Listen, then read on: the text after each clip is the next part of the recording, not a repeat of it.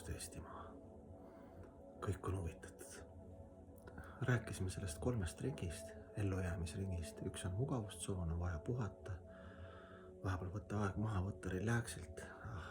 Nagu nii, mis siin muudad siin, eks ju. Oled seal, kus sa oled ja rahul ja tänulik sellega.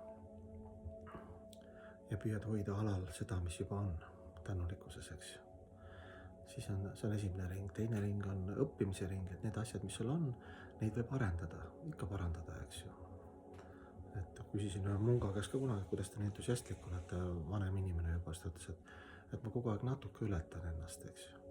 Et need asjad, mis mul on, ma neid ikka sätin, püüan paremaks sättida, kas on mingi anne või mingi, ma ei tea, kodu on juba ilus, siis ikka nagu püüad veel ilusamaks teha või ma ei tea, keha eest veel paremini hoolitseda.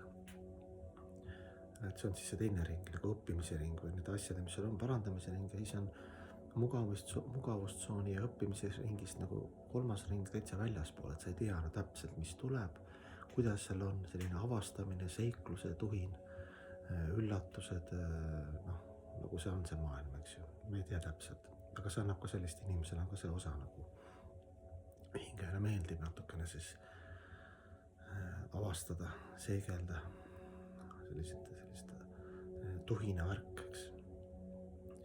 Ja tegelikult me oleme kõik kaskadöörid. Et ikkagi, kui vaimses elus me tahame areneda, siis me peame mugavustsoonist välja tulema. Kui sa nagu kannatad ja nagu Einstein ütles, eks ju, see kõige lemmikütlus, eelmise aasta lemmikütlus, et kui sa tahad midagi muuta oma elus, midagi muuda oma harjumustes ja mõttemallides, et ootad muutus, siis sa oled hull. See on mingi hälve, see ei ole võimalik lihtsalt. See on võimalik, aga see tõenäosus nii väike. Et ma toon näite, näiteks mul oli ka see natuke selg kange, seal mingi parem jalg, kuna ma istun ka tund aega vähemalt nagu meditatsioonis ja käin palju väljas ka samamoodi. Ja võimlemise jooga olin jätnud üle 3 päeva, nüüd on iga päev, kuna ei olnud valikut. Ja naine mul kogu aeg rääkinud mingeid harjutusi, aga ma nagu mul oma harjutused on omastast nii tark, eks ju.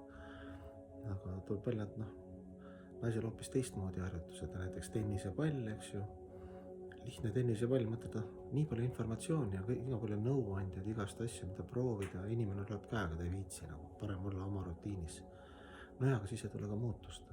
Siis tuli tennisepalli ka, hakkas selle tennisepalliga skatiknärvi, eks ju, masseerima, teda on nagu valus natukene, eks ju, need inimesed, kes istuvad ja nii lihtne asi, mingi üks tennispall tuli mugavustsoonist välja, õppisin ära, kohe läinud kõik silla ja siis selle parema jala seal mingid, kunagi on siin rebestanud nagu, andis tunda, need on kõik korras.